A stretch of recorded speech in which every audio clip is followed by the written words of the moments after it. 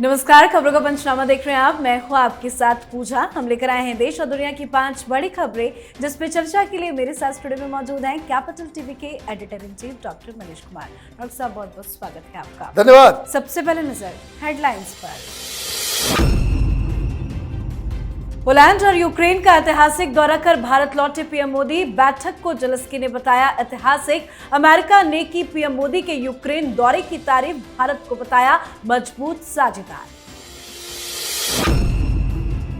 RG Kar college के पूर्व principal Sandeep Ghosh की बड़ी मुश्किलें। हाईकोर्ट के आदेश पर सीबीआई ने दर्ज की एफआईआर। मामले में 7 लोगों का हुआ पॉलीग्राफ टेस्ट।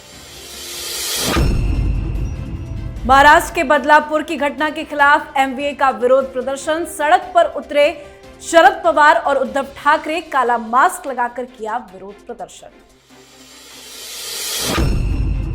सुप्रीम कोर्ट से केजरीवाल को नहीं मिली राहत तो भड़की आतिशी। आतिशी ने सीबीआई पर लगाया झूठ बोलने का गंभीर आरोप तो सिसोदिया ने ट्वीट कर लिखा, बीजेपी की कठपुतली बनकर नाच रही है सीबीआई। बांग्लादेश में सत्ता परिवर्तन के बाद हिंदुओं के खिलाफ हिंसा अब भी जारी। हिंदुओं से मांगी जा रही रंगदारी। रात के अंधेरे में हो रही मंदिरों में तोड़फोड़। लड़कियां भी मांग रहे बीएनपी जमात वाले लोग। खबरों की शुरुआत में सबसे पहले बात पीएम मोदी की। प्रधानमंत्री नरेंद्र मोदी पोलैंड और यूक्रेन की यात्रा पूरी कर वापस भारत लौट आए हैं। पीएम मोदी के इस दौरे में पोलैंड और यूक्रेन के साथ द्विपक्षीय मुद्दों पर अहम बातचीत हुई है। लंबे समय से रूस और यूक्रेन में जारी युद्ध को खत्म करने की उम्मीद भी जगी है। यूक्रेन के राष्ट्रपति जेलेंस्की ने कहा है कि भारत इस युद्ध को खत्म करने में अहम भूमिका निभा सकता है। साथ ही अमेरिका ने प्रधानमंत्री नरेंद्र मोदी की यूक्रेन यात्रा का स्वागत किया है और कहा है कि इससे रूस यूक्रेन संघर्ष को समाप्त करने में सहायता मिल सकती है। व्हाइट हाउस के राष्ट्रीय सुरक्षा संचार सलाहकार जॉन किर्बी ने मीडिया ब्रीफिंग में कहा कि संयुक्त राज्य अमेरिका के लिए भारत एक मजबूत साझेदार है और प्रधानमंत्री का कीव जाना और यूक्रेन के राष्ट्रपति जेलेंस्की के साथ बातचीत करना संघर्ष को समाप्त करने में सहायक हो सकता है। पीएम मोदी अब भारत लौट आए हैं, लेकिन इस पूरे दौरे को देखें तो क्या संदेश पूरे विश्व में गया? देखिए, पूरे विश्व में संदेश भी गया, हिंदुस्तान की डिप्लोमेसी का डंका भी बजा और हिंदुस्तान अकेला ऐसा मुल्क बन गया जो दोनों ही वॉरिंग पार्टी के साथ बातचीत कर सकता है, समझा सकता है। और इसलिए अमेरिका हो या फिर यूरोप के तमाम मुल्क, वो अब ये कह रहे हैं कि अगर कोई व्यक्ति इस युद्ध को रुकवा सकता है तो वो प्रधानमंत्री मोदी है। लेकिन वो युद्ध रुकवाने तो वहां गए नहीं। क्या हुआ? एक खबर जो अभी दबी हुई है, कल उसका पूरा डिटेल आएगा कि प्रधानमंत्री मोदी कीव में थे और राजनाथ सिंह वॉशिंगटन डीसी में थे और बहुत ही बड़ा उसको सकते हैं डील, उस तरह की टेक्नोलॉजी जो भारत को नहीं मिल पा रहा था वो अमेरिका से हम खरीद कर ले रहे हैं। तो कहने का मतलब क्या है? बहुत सारे लोग मिमिक्री कर रहे थे, कॉमेडी कर रहे थे। ये कांग्रेस पार्टी के पैसे पे पलने वाले ट्रोल्स कि पापा ने युद्ध रुकवा दिया, बड़ा, और बहुत सारे लोग उस पर मजा ले रहे थे। आज पूरी दुनिया प्रधानमंत्री मोदी की ओर देख रहा है कि अगर इन्होंने कायदे से कुछ आगे कदम बढ़ाया तो ये हकीकत में बदल सकता है। लेकिन हमेशा याद रखिए, प्रधानमंत्री मोदी वो नेशनलिस्ट है। वो सारे काम करेंगे जिसमें हिंदुस्तान का फायदा हो, जिसमें नेशनल इंटरेस्ट वो सेफगार्ड होता हो। तो आप देखिए, हम अमेरिका से वेपन भी खरीद रहे हैं, हम रूस से तेल भी खरीद रहे हैं और कीव में जाकर शांति संदेश भी दे रहे हैं। तो ये है एक नेशनलिस्ट गवर्नमेंट का नेशनल पॉलिसी। जी, अब बात करते हैं कोलकाता कांड की। कोलकाता रेप मर्डर मामले में आरजीकर हॉस्पिटल के पूर्व प्रिंसिपल संदीप घोष की परेशानी और ज्यादा बढ़ चुकी है। दरअसल सीबीआई ने अब पूर्व प्रिंसिपल के खिलाफ एफआईआर दर्ज कर लिया है। सीबीआई ने वित्तीय अनियमितता का मामला दर्ज किया है। वहीं दूसरी ओर आरोपी संजय रॉय की बाइक को लेकर सीबीआई अपने आज ऑफिस पहुंची। सीबीआई ने बाइक को जब्त भी कर लिया है। वारदात वाले दिन भी आरोपी इसी बाइक से आया था और और इसी बाइक से वारदात के बाद वापस गया। बाइक पर केपी यानी कोलकाता पुलिस लिखा हुआ है। संजय खुद को पुलिस वाला बताकर लोगों पर धौंस जमाया करता था। और आज की बड़ी अपडेट यह है कि केस के 7 आरोपियों का पॉलीग्राफी टेस्ट हुआ है, जो ममता बनर्जी की मुसीबत बढ़ाने वाला है। सीबीआई लगातार संदीप घोष से पूछताछ कर रही थी, अब एफआईआर भी दर्ज हो चुका है। कैसे ममता की मुश्किलें बढ़ गई? देखिए, अब 2 मामले चल रहे हैं पैरेलल। एक, डॉक्टर बिटिया के साथ क्या हुआ, और दूसरा ये आरजीकर हॉस्पिटल के अंदर ये जो सिंडिकेट ये चला रहा था संदीप घोष, उसके क्रियाकलापों की अब जांच शुरू हो रही है। ममता बनर्जी ये संदीप घोष के चक्कर में नपेगी। कारण ये है कि किस तरह से वो सिंडिकेट चला रहा था, किस तरह से घोटाले कर रहा था, किस तरीके से ममता बनर्जी और इन दोनों के बीच रिश्ते थे। कहने का मतलब कि टीएमसी के साथ इसके बड़े प्रगाढ़ रिश्ते थे। लाशों की सौदागरी, दवाई की गड़बड़ी, सिरिंज जो है वो यूज सिरिंज इस्तेमाल करना, तरह तरह के आरोप जो उसके ऊपर लगे थे, उसकी जांच अब हो रही है। एक, जहां तक बात मर्डर की है, उसमें अब क्लैरिटी से समझ लीजिए, जो सीबीआई के सूत्र हम लोग को बता रहे हैं वो यही है कि जो फॉरेंसिक रिपोर्ट आई है, जो बातें कही जा रही थी कि गैंग रेप की बात जो है सीबीआई अब नकार रही है। ये सारा काम संजय रॉय का है, उसकी वजह से ही ये सारा कुछ हुआ है। लेकिन ये मामला इसलिए कॉम्प्लेक्स होता जा रहा है कि ये जो संजय रॉय है, ये दरअसल ये प्रिंसिपल के हिटमैन की तरह काम करता था। ये टीएमसी का वर्कर था, और इसको बचाने के लिए जो तमाम नियमों का उल्लंघन हुआ है, उसमें कई सारे लोग नपेंगे, और वो लोग भी नपेंगे जो पॉलिटिकल मास्टर्स, जो इस पूरे घटना को बाहर से गाइड कर रहे थे। तो कहने का मतलब ये है कि एक तो मर्डर केस है, उसमें संजय रॉय के खिलाफ सबूत सारे मिल चुके हैं। रही बात घोष साहब की, तो इनका अभी मामला काफी लंबा चलेगा। जी, अब बात बदलापुर घटना पर एमबीए के विरोध प्रदर्शन की। बदलापुर के स्कूल में 2 बच्चियों के साथ छेड़छाड़ को लेकर शिवसेना यूबीटी नेता ने ऐलान किया था कि महाविकास अघाड़ी शनिवार को यानी कि आज महाराष्ट्र बंद रखेगा। हालांकि बॉम्बे हाईकोर्ट ने यह साफ कर दिया था कि महाराष्ट्र बंद करने का ऐलान गैर कानूनी है। कोर्ट की इस टिप्पणी के बाद एमबीए पीछे हट गई। एमबीए का सारा प्लान फ्लॉप हो गया। उसके बाद आज नया प्लान तैयार कर साइलेंट प्रोटेस्ट का ऐलान किया गया, जिसके तहत आज महाविकास अघाड़ी के नेताओं और कार्यकर्ताओं ने महाराष्ट्र में विरोध प्रदर्शन किया। प्रदर्शन में शरद पवार, सुप्रिया सुले, उद्धव ठाकरे शामिल हुए।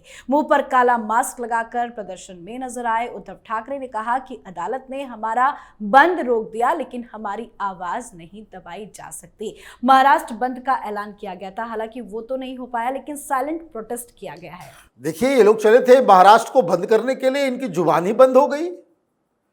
भाई, देश में कब आंदोलन जो है वो लीगल होता है, कब बंद लीगल था? कभी नहीं था। लेकिन लोग बंद करते थे, प्रोटेस्ट भी आप करते हो, लेकिन आप राजनीति से प्रेरित होकर के हो हंगामा करने का आपका इरादा था, जिसे शिंदे सरकार ने फेल कर दिया। आप ये सोचिए, शाहीन बाग में प्रोटेस्ट चल रहा था, सुप्रीम कोर्ट कह रहा था कि हटाओ हटाओ हटाओ, हटते थे, नहीं हटते थे। क्यों नहीं हटते थे? कि उनका एजेंडा बिल्कुल क्लियर था कि वहां से हिंसा नहीं करेंगे। हिंसा जैसे हुई वैसे ही हटना पड़ गया। फिर किसान आंदोलन भी हुआ, उनको भी सुप्रीम कोर्ट ने कहा कि भाई हट जाओ हट जाओ हट जाओ, कोई नहीं हटा। हिंसा भड़की, अपने आप हटना पड़ा। तो कहने का मतलब ये है कि आपको पहले तो ये घोषणा नहीं करनी चाहिए थी, अगर आप आपस में ही कंपटीशन था। आज ये लोग बैकफुट पे इसलिए गए क्योंकि कांग्रेस पार्टी ने और शरद पवार ने उद्धव ठाकरे के इस कॉल को समर्थन नहीं किया। इनका ये विचार था, दरअसल स्ट्रेटजी उद्धव ठाकरे की ये ऐसा नहीं कि वो बच्चियों के मुद्दों को लेकर के, वो दरअसल छटपटा रहे कि मेरे नाम को घोषित करो मुख्यमंत्री मुख्यमंत्री। तो अगर वो नहीं हो पा रहा है तो वो अपना दमखम दिखाना चाह रहे थे कि शिव सैनिकों को सड़कों पर उतार देंगे, हंगामा होगा, दुकानें बंद की जाएगी, बस तोड़ी जाएगी। लेकिन जब हाईकोर्ट ने ये कह दिया कि सारे पैसे फिर तुमसे ही लिया जाएगा, इनको लग गया डर।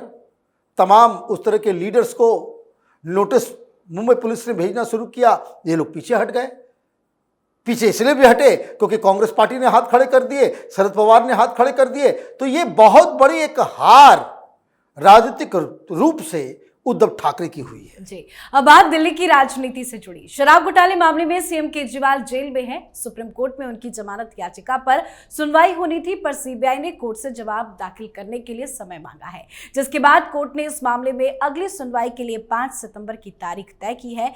कोई राहत केजरीवाल को नहीं मिली, तो इस पर अब आम आदमी पार्टी हमलावर हो गई है। मनीष सिसोदिया ने सीबीआई पर निशाना साधा है। उन्होंने सीबीआई को बीजेपी के हाथों की कठपुतली बताया है।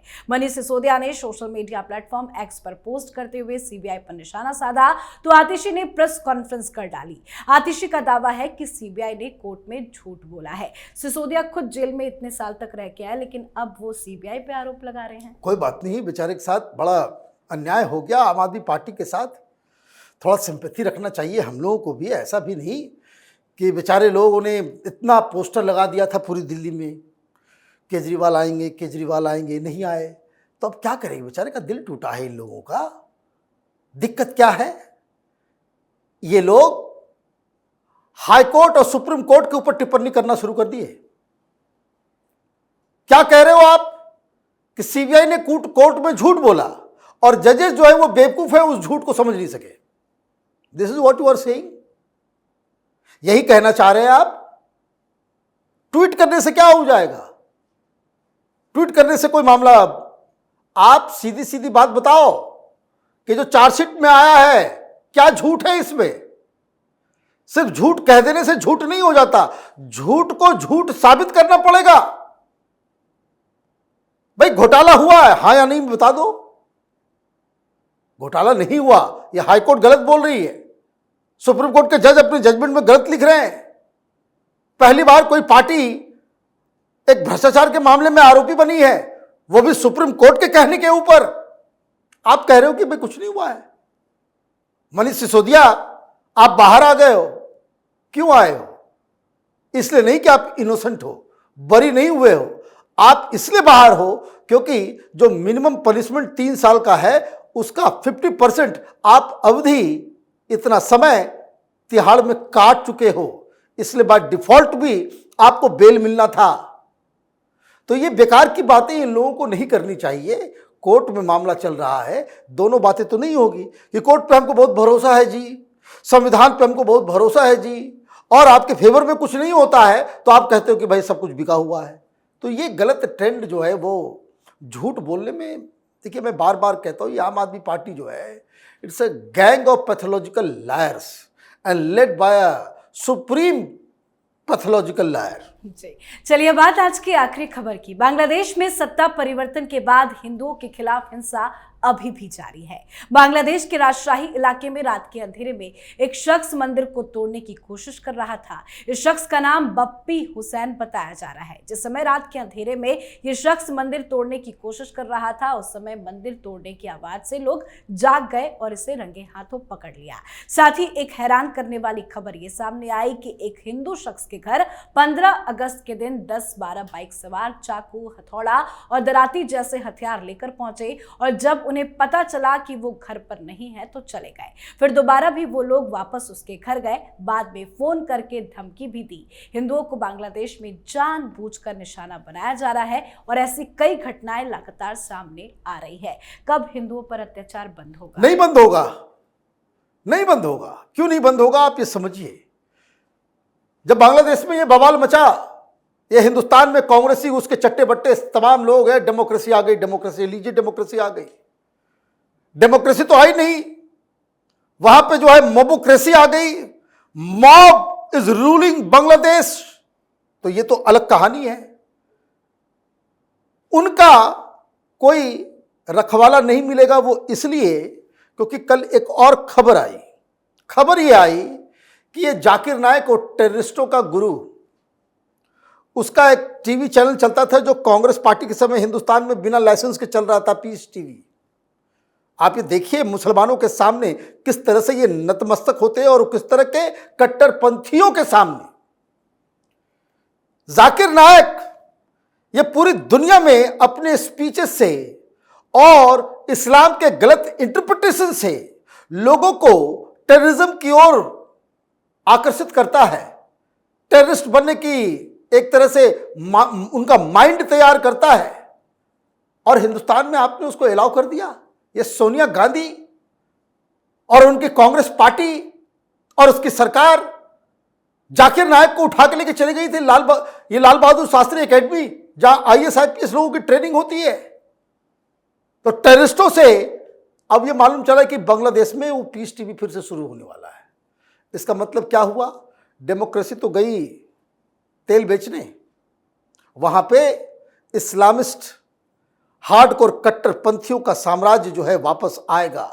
जो लोग खुशी मना रहे थे उनका चेहरा काला होगा। जी, बहुत बहुत धन्यवाद सर बातचीत के लिए। धन्यवाद। खबरों का पंचनामा में आज के लिए फिलहाल इतना ही। देश विदेश की बाकी खबरों और उनके सटीक एनालिसिस के लिए देखते रहिए कैपिटल टीवी। हमें लाइक कीजिए, शेयर कीजिए और कैपिटल टीवी को सब्सक्राइब कीजिए। नमस्कार।